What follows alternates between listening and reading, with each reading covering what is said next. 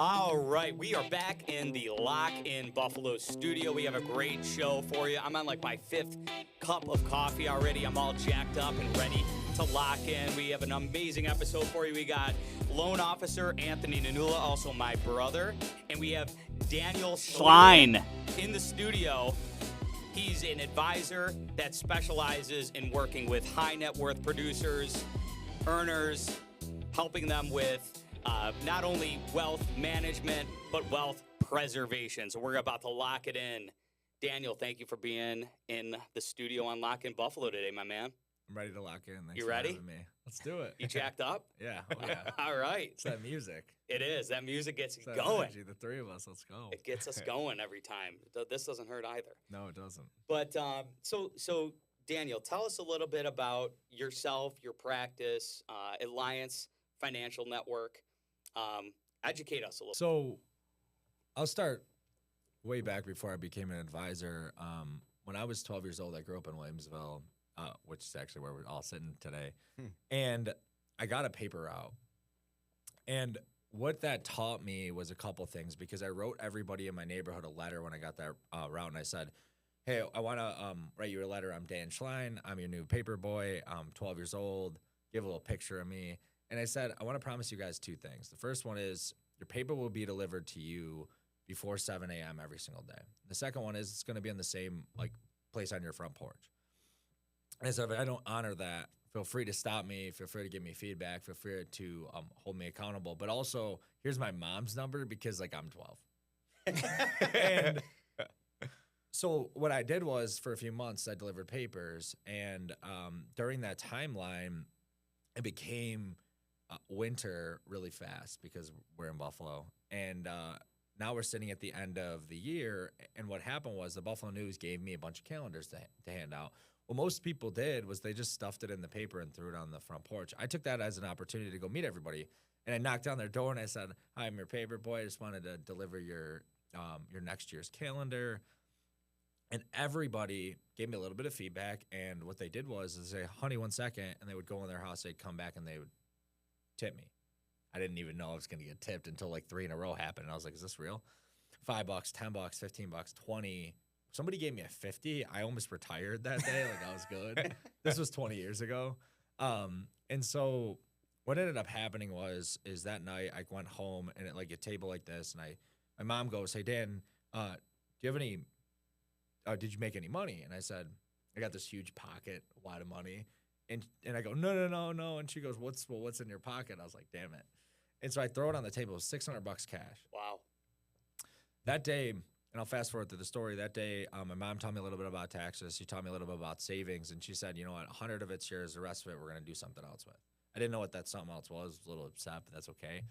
I had $100. She said, honey, before you go spend that, because I was going to buy a bike, do the papers quicker. Nice mongoose. Do the papers quicker, right? Yeah. Before that, she said, before you spend the 100, what happened if you never got $1 again? What happened if you never got more money? And I sat in that for a little bit. What I did was I actually bought rollerblades, and I put 50 away in my room. And so every time I made $1 to that paper route, right, then I started a landscaping company. Then we were just talking about, I worked at Brookfield doing banquets and bar backing, and I bartended and all this stuff. Worked at Tim Hortons, the list goes on. Every time I made $1, I would try to save it, try to stash it somewhere. A lot of people you're going to hear, and you probably listen to podcasts that say, you can't save your way to wealth. So a little bit later, my dad's always reading the newspaper, and he said, he's sitting there quietly reading the newspaper, doing crossword puzzles or reading whatever. And I said, Dad, what are you reading? They're always doing the damn newspaper thing.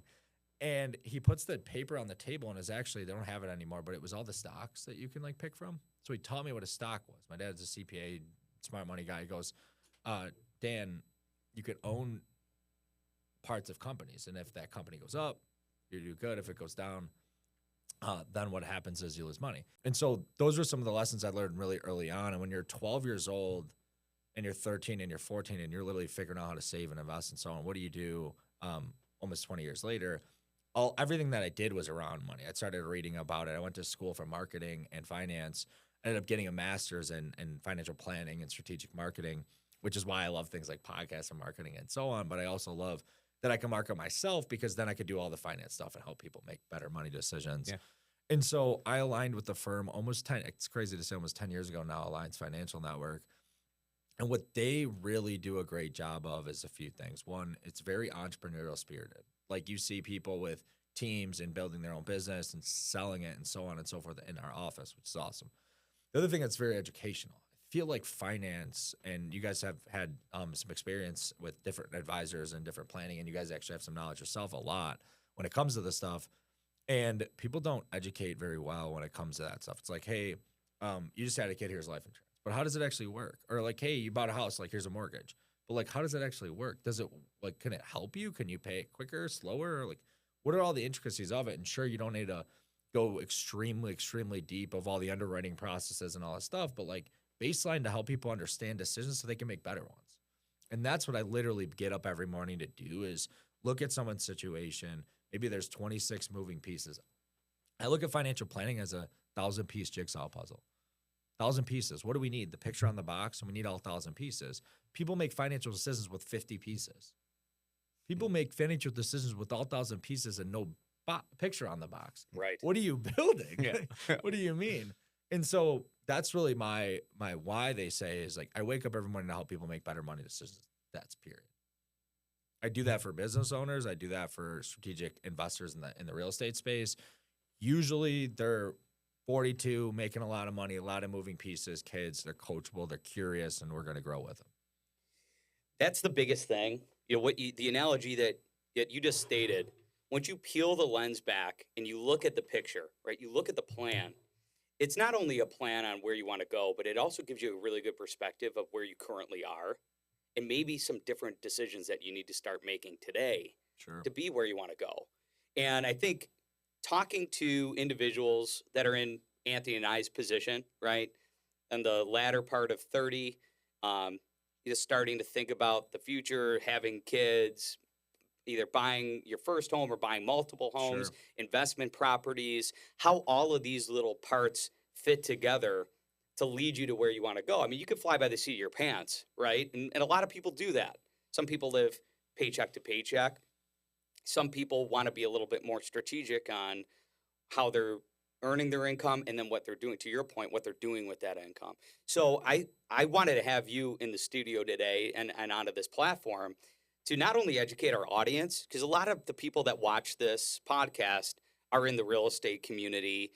They're business owners. A lot of the folks that watch it are either local, smaller developers, some larger developers. Yeah. And I've interacted with a lot of these people at all stages of their career and at different levels of wealth aggregation. And what I've come to find out is even individuals in their towards the end of their careers, you have individuals making millions of dollars a year, making massive acquisitions, massive transactions, and some of these folks don't even have a will. And it's surprising to me, as somebody that's been in and around financial services. I've done some estate planning for folks. I've done life insurance planning for folks, and I've been part of these teams. And when you find out that some of these individuals that are incredibly savvy when it comes to wealth aggregation, they don't have the thought in the back of their mind about, well, how do I preserve this wealth? How do I best protect it? How do I transfer it down to my children or to my church? Or, you know, these thoughts really aren't even on their radar screen. So I think to the point that you made about really working with these individuals to look at the full picture is so important. It's important to take a step off the firing line, right? Where you're in the trenches doing the things that earn you that income every day, to say, okay, how do I look at the bigger picture now? So how does somebody start in that process with you? Let's say I'm a young entrepreneurial business owner, and I'm making great money, and I'm making the decisions day in and day out to focus on my core competency of earning income, either at my business level or personally. How do I sit down with you? Where do I start? Right? What are the questions you would ask somebody like me? Yeah. I mean, at the end of the day, go back to my analogy. It's where are you today and where do you want to go? So like, I'll ask handfuls of questions about that. Like, tell me more about what you've done. what are the decisions you've made? How have you got to where you are? So I can understand you. And so if I know that Michael thinks this way and makes decisions this way, and without the kids involved, and maybe we need to get the spouse involved and all these different things, like we got to understand how people make decisions. We got to understand where they are today. Then really deeply, like, where are they going? Are they the person that wakes up every day and they're like, I want to double this here. My business is at 200 grand. I need it to be at a 500,000. And I really want to sell for $1 million. How do we get to those points? Maybe it's 5 million, 20 million. And so what happens is when I meet with people that are go-getters and they're grinders and they want to keep growing, their goals tend to be big. And so if we're here, we want to get to here, well, what's the roadmap? And so to understand them first, go deep with them first. And then from there, that's when we could say, okay, these are the resources we have. This is where you want to go. How do we make the right steps to get there? I'll give you one step that I think would be really helpful for that person is I think that they should spend a lot of time understanding their own cash flow and savings habits. What I mean by that is like money in, money out. We'll give it as a real estate agent example. Money in tends to be really heavy in the summer months, spring, fall, when it's a little bit warmer. Yep. People sell houses then, right? You guys can tell me this data more. But in the winter months, not as heavy. So money in might be really, really, really, really thick over here, but really thin over here. But money out, just because you're out on the patio and doing all this stuff doesn't actually mean you spend more money in the summer. A lot of people spend more money in the winter. You know why? Because they eat a lot more. Because they're maybe trying to get out of town and they're going on trips in those times and all these other things. And so money in, money out, if you can get really specific on, doesn't have to be granular, because at the end of the day, if you said money in, money out is this amount, guess what? It'd be wrong, because tomorrow it changes. You're buying extra coffee, you go to the bar an extra time, it changes. But if we get close, then we could start to build a process, build a system around that, and that would be the biggest game changer in that person's world. If they can go from saving barely anything to 10 to 15 to 20 to 25% of their income systematically ongoing as they go up from 200 to 500 to $1 million, well, guess what? They're probably saving hundreds of thousands of dollars a year, but they started with 500. They started with $100 a month in a system. All of that is what's going to get you to the next level, because then we can do the rest of the planning. If we can get that right first, what people miss is the system being where it needs to be. Yeah. I think that's a big eye-opener. We were just at a wonderful event with 300 of Western New York's best realtors this past week. And we had the nation's #1 real estate coach, Tom Ferry. I saw that. And it was a great event. And one of the biggest takeaways I think everybody walked out of those doors with was system is the absolute #1 priority. Sure. Yeah. Having this system in place that's replicatable, it's you could analyze it, you can maintain it, right? It's something you could consistently come back to. You're not going to deviate from it. Having that system in place, and I think looking at the big picture, like taking the lens back, looking at the big picture, Sure. figuring out what system you want to implement that's going to get you to where you want to go is such a massive step a lot of folks miss. And it leads them down maybe paths they don't want to go down. Yeah. But if you could look down the road, see where you want to go, you could put the right system in place. It's going to be that guiding pathway. It's going to be those guardrails that are always going to lead you to where your ultimate destination is going to be. I think that's a really, I think a very astute point that you made. And it's good that that's where you start. I mean, we didn't plan this dialogue in advance, and I kind of just, asked you something that I kind of wanted to hear.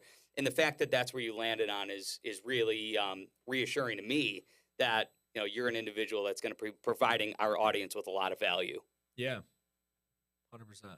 So one thought that I had out of curiosity, one of the directions that I'd like to take the conversation into, especially the fact that we have Anthony on the podcast today, somebody that is in the real estate industry, you could look at a lot of different circumstances that people may have, right? So we work out of this office, we work with a lot of first-time home buyers. Beautiful. Their circumstances are obviously drastically different than somebody that is owning or currently is made an acquisition of a personal home, but then is maybe now looking at an investment property, right? So, how would you work with somebody like Anthony as a loan officer, as an advisor to one of your clients when it comes to the mortgage, like how would you bring Yeah. a loan officer onto your team to advise a client that maybe fits the mold of your clientele, which I would imagine is probably more the maybe the investor client or a move up buyer. Yeah. Yeah. Well, the first thing you said was like, you guys work with some first time home buyers. At the end of the day, you got to start somewhere. Sure. Like that might be their biggest purchase that they make in a very long time. And like, that's going to build equity. That's going to be a good decision over time and so on. If they make the right purchase first, I think they'll set themselves up properly, which is awesome. And so when I was growing up in this business, I worked with a lot of those people. So I know so much about it. I have a team that actually works with a lot of people just getting married and starting to have kids and first time home buyers and so on. So like most of the time, if those type of people get introduced to me, I'm like, I have literally somebody that I've trained and sat with a million times. That's even better with those people now because that's all they do. They breathe that language all day long. Sure. To your question is how would I plug in and partner with a mortgage person? The cool part is I've worked with Anthony for a while, so we've had a little bit of back and forth on this, which is awesome. Is when I look at the big picture. So like I have it all up on one screen. I have all the financial decisions that people make. Maybe they have a $1 million house with a $500,000 mortgage, and we see what equity they have, all this stuff. The cool part is when they're looking for another property, we now have options, which we were talking about earlier, to figure out what to do next. If they go to buy a second $1 million property and they're trying to figure out how to do that, do I sell this one to do it? Do I keep it? Because I've always wanted to have a second one. I really want to invest in maybe more real estate. Maybe that $1 million is a multi-unit property, et cetera. And so what I would do is understand their options. What's their cash position? What are their what's their equity? What's all these other areas of money that we can get it from? Because that money could come from multiple different places. But what I don't know is exactly how the mortgage products work and what programs they are and how much money we can get and what the interest rates would be and what would be the best option. And so I need Anthony to plug in and take a big load off of that conversation to understand that situation. And so if I wanted to lock in and make that purchase, I couldn't do it without him. Right. I couldn't. Yeah. I could maybe go get them to buy it in cash some creative way, but like, would that be the best option? Sure. I want to get options on the table. Right. I need a pre-approval. I need all these different things to understand it because that might be an amazing option. Maybe it's not. Maybe there's another option that's better because maybe they have some business we can take a loan from or whatever. Right. But like knowing the options, great. And then you guys knowing that, is it commercial? Is it residential? What's the deal? Who's this person? Let's underwrite it a little bit. That's where I'd plug in. So I guess I'll kick the question over to Anthony for some thoughts and what you're thinking because we've worked together in the past and I would say just clients. from working, with clients that have worked with you, and having almost a testament to how you operate and with your clients, those individuals that are coming to me, they're already, I look at me as an educator as well as you in your position, you're an educator as well. So when that client is coming to me, they've already, talked about a savings plan. They've probably already discussed with you well in advance. All right, here's what I'm trying to do eventually is to buy a house and, where do I start putting money to save that? So it's always reassuring that when I'm working with a client of yours, a lot of that educational piece and some of the hurdles that they go through off the bat, makes my job a lot easier. Sure. Because this isn't it's a, hey, you're ready now. You're in great shape right now versus a conversation that says, hey,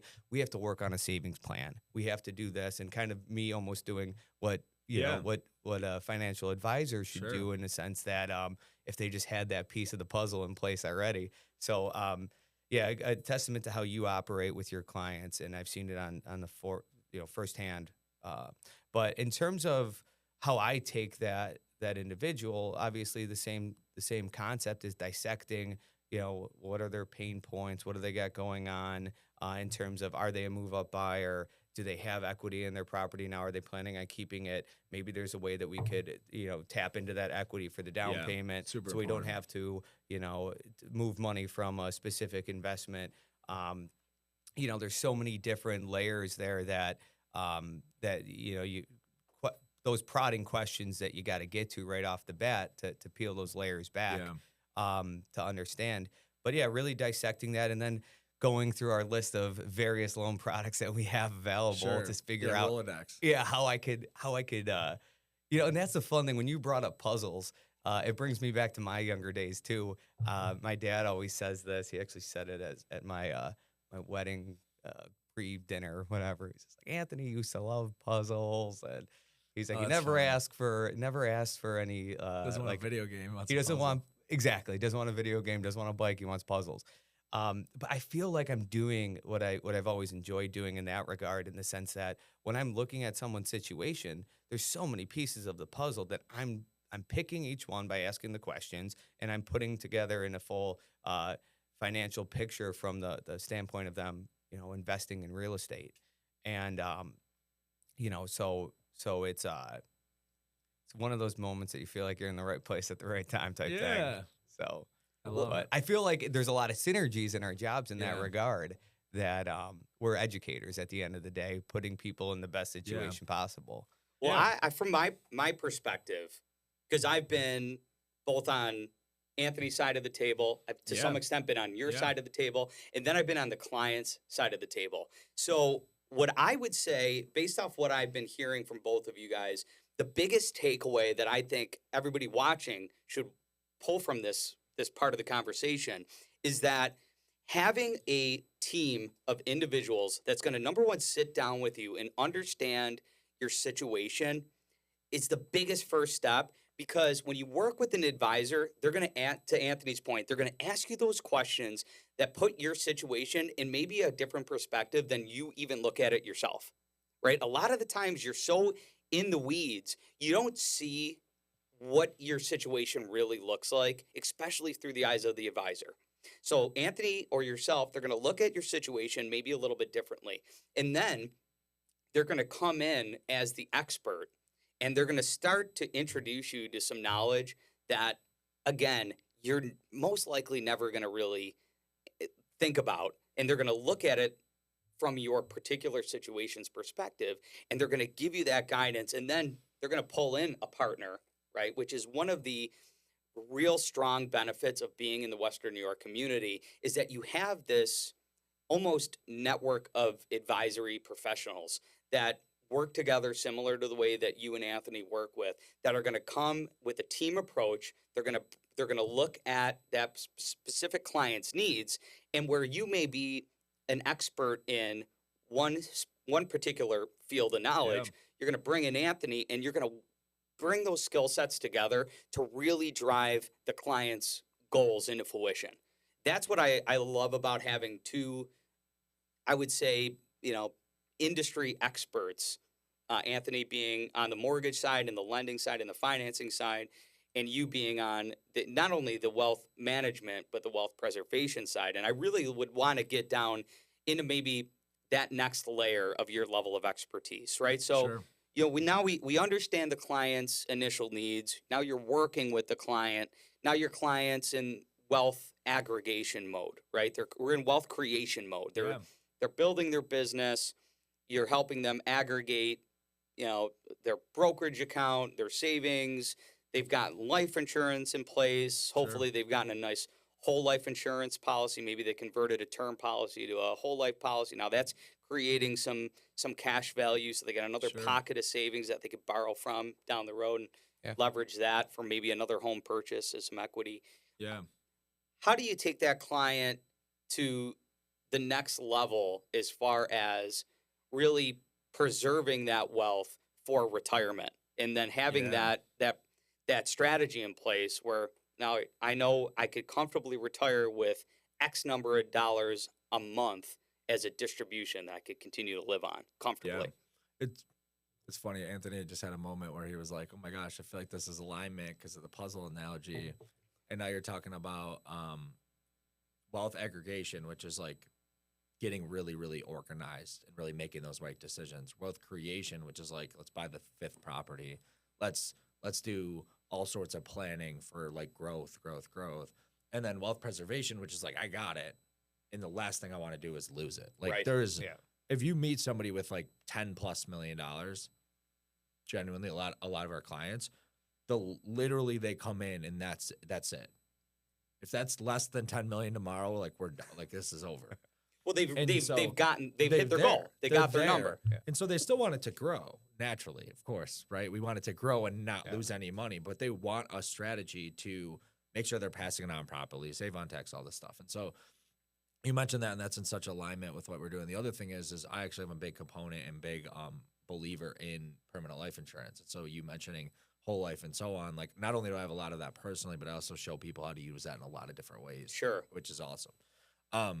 Different conversation for a different day. I'm going deep into both of those subjects, but your question was, well, how do we get to the next level to build that, to get closer to that day of retirement? First thing I want to say is I think the word retirement was built by like even pre-boomers, like very, very long time ago, that word. So people are like, well, I'm still energized. I don't need to retire. Or, well, that retirement sounds like X, Y, and Z. All you have to do is get to a place, and I call it financial freedom, which is you have enough money coming in to survive and live and thrive. And it is going up a little bit every year with the cost of living and so on. If you have that much money coming in ongoing, you could stop working. You could work because you want to, not because you have to. Yeah. So I'll give you an example. If you have $10 million real estate, we'll use the $10 million. And let's just say that produces, I don't know, after everything, at post-tax, $300,000. And you're like, I can live off of $250,000. Well, guess what? As long as that's appreciating and still cash flowing and managed properly, you technically can work because you want to, not because you have to. That's the date. You're done. You could say, you know what, I'm good. I'm good on selling mortgage. I'm good on giving financial advice. I'm good. I'm retired. And so all that's called is financial freedom. So if you get there quicker, I've seen people get there at 35, 40, 45, 50. Yeah. I've helped people get there at those ages. We don't have to wait till 60, 65, 70, whatever these ages people tell you need to retire at, right? It's different than like I have a pension from a school system and I'm done at age 55 or whatever it is. It's more of how do we build wealth properly, mitigate taxes, pass it on properly, but also work because we want to, not because we have to. And I think that's like a goal that people have. They just don't know how to, one, describe it in their mind, and two, actually do it. Right. You could do it through business. You could do it through real estate. And you could do it if you really invest a lot of money in the stock market. But that one's a little bit tougher from the amount that you would need to do that. You can leverage products like we're talking about to get to $10 million in real estate fairly quicker, depending on the skill set you have, than somebody like nickeling and diming their way to $10 million in a real estate, or in a stock portfolio. Sure. Yeah. Same with life insurance. It's like you don't have $10 million of cash value, but you can get a $10 million death benefit based on a lot of different areas. So if I was that person getting to the next level, I would figure out what assets I'm good at understanding and doubling and tripling and quadrupling down on them. And so when I meet people, luckily it's not just real estate people or business people. It's people that are wanting to build wealth. So I don't just say like, oh, you have to have $5 million real estate to meet with me, or you have to have a $5 million business. Like you have to have the capacity to understand and build wealth. And so when I meet somebody, it might be in one of those three areas where they're trying to build wealth. What their skill set is my job is to pull that out of them and double and triple, quadruple down on it. Mm-hmm. It doesn't have to be me managing their stock portfolio, right? It could be, let's get the right team around you to build the right wealth in the other areas. Sure. Because at the end of the day, we'll be able to help build strategies and really go from there in a lot of different directions. So explain to me, in your perspective, what does that team look like? Who does that team comprised of? Yeah. First off, I look at it, I guess we'll go with the analogies today. I think the client is always, the person that we're talking about is always like in the middle of all this. What tends to happen is they're getting pulled by different advisors in different directions. And so I act as, like, let's say we'll give a football analogy. Let's say you're the coach or you're the quarterback. You're Josh Allen. Here's a better analogy. I'm the coach. I'm coming in. I'm saying, you know what? Let's call the plays. Let's get you the right people around you and so on. But what we need then is the right wide receiver, which is a CPA, which is your question. I would need a tax specialist quickly for this type of person quickly. I would need attorneys quickly, estate planning, business attorneys, right? Do we have the right legal documents in the business? Do we have the right legal documents for later? Banking, mortgage, real estate specialists, insurance, and the life insurance side, and on the other side of insurance, which would be home and auto, commercial, stuff like that. And we need E&O, we need different liability, et cetera, et cetera. Yeah.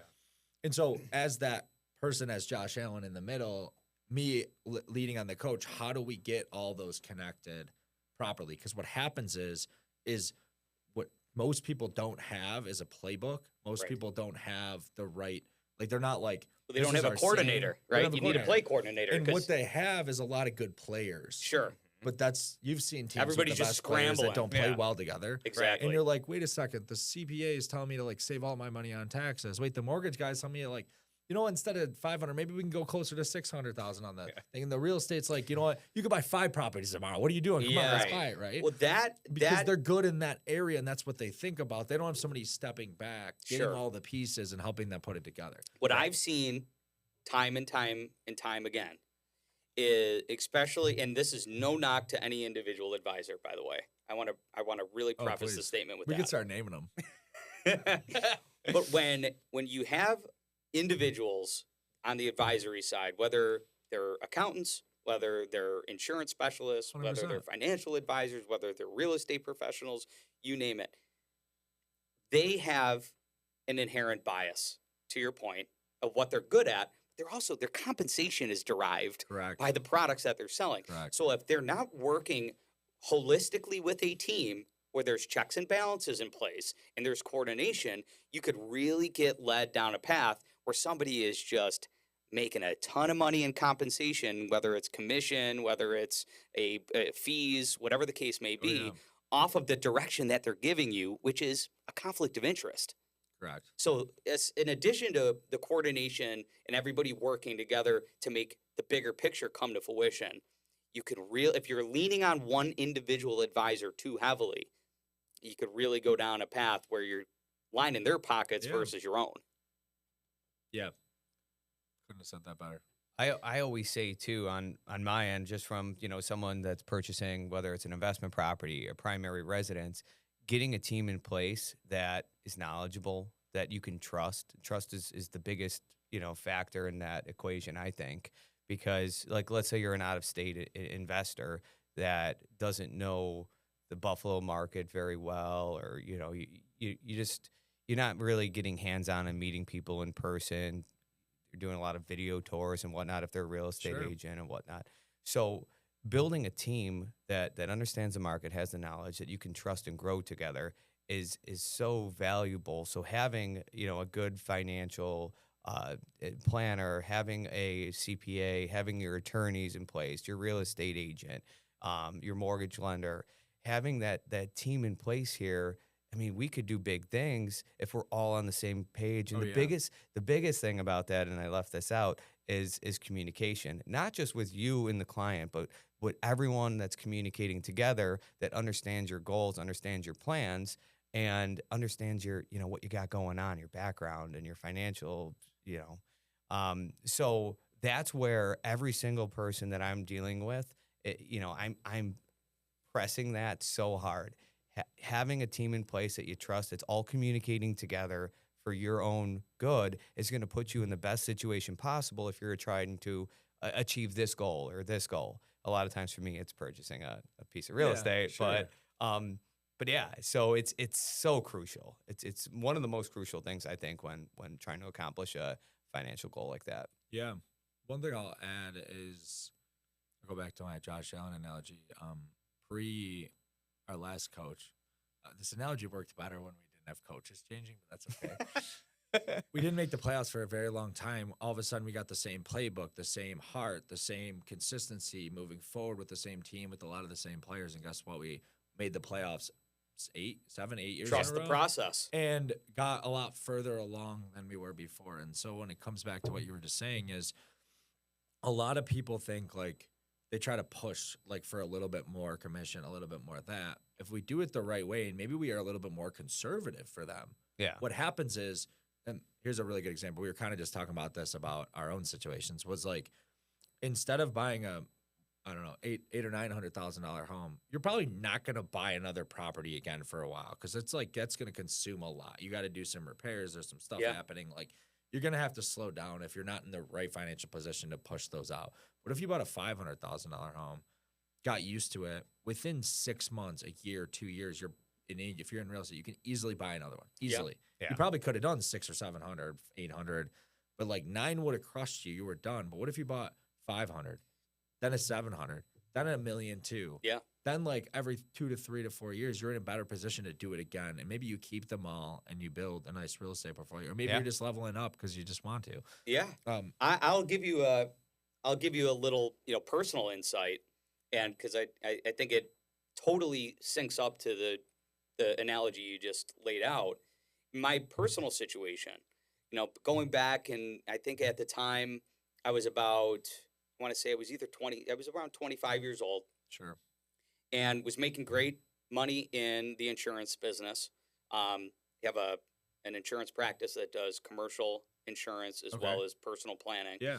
And was in a position to maybe buy a house at the time in the 500s conservatively, but I decided to buy a $200,000 double in North Buffalo. Beautiful. And that decision was able to put me in a position to not only generate continued ongoing income, but then utilize that income with Anthony to obtain a mortgage on now my current house, and a single family home. Sure. And that income now from both of those units pays about 95% of my mortgage. Amazing. Right? So beginning with the end in mind and taking the conservative approach, right? I was working with a realtor that wasn't trying to force me into a situation that, again, lined his pockets when I was easily in a position to buy a home 2 to 3 times worth the home that I purchased. Yeah. But it wasn't the right home for my goal, right? And that individual listened to me. He worked with me and guided me into a position that is now, I own that home, continue to own that home. Amazing. And was in a position to buy another home and not only be in a position financially to be able to put down the down payment on the next home and so on, but could continue to own both of those properties on an ongoing basis. I'll probably end up renting out my single family home and buying another home out in the burbs, in the relatively near future. Beautiful. And have both of those properties pay for my mortgage. Yeah. Right. So I just as a real tangible example to what you were just stating, I think if you begin with the goal in mind, it makes those decisions a lot more clearer when you're actually in the trenches making them. Yeah.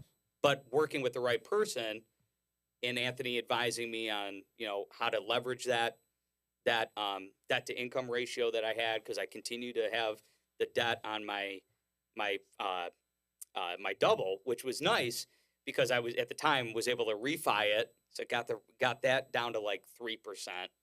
And then, was in a position to take out another mortgage and have my DDI right along the way. 100%. Yeah, 100%. And we could get down into that's a topic for another podcast of how to own it properly and how to properly insure it, all that kind of stuff. But all right, well, we're nearing the top of the hour, so we are going to play what we typically play at the end of every show, the Wheel of Buffalo. So all right, Tony boy, what did we land on?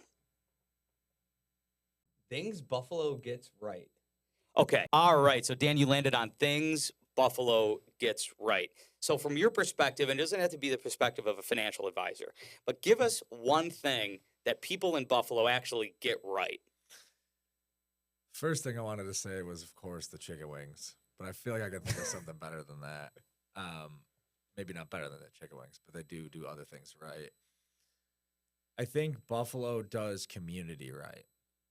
And I think if you go to a lot of other places, I have a lot of friends in different states and honestly different countries, and when they come here for more than a couple days, they feel the community that we have in Buffalo. They know who Buffalo is based on our fans, right? Based on how we show up and how we're doing it. And I think our community is crazy, crazy strong, and I think we do it right. I couldn't agree with that more. I think that's why, quite honestly, a lot of people stay here in Buffalo. Or come back. Or a lot come of my back. friends are having kids. Sure. And they were in different states, and now they're not because they're like, we need my parents' help with the kids and stuff like that. Yeah, you just don't get it. You don't get it somewhere else. It helps us brave the long doldrums of winter because we have, friends and family that we could, enjoy those unfortunate months with. a lot better than storm. Yeah. So you didn't say what they get wrong. You said what they get right. We won't go into what people in Buffalo get wrong. I take care of that on our 1-minute videos on Lock in Buffalo's Instagram page. Daniel Schlein, thank you for your time. This is definitely not the last time you will be on Lock in Buffalo. Anthony Nanula, as always, thank you for your mortgage loan officer perspective. Sure. And thank you all for tuning into Lock in Buffalo. Check us out on Instagram. Check us out on iTunes and Spotify. And as always, watch the video here on YouTube. Thank you, and Lock in Buffalo.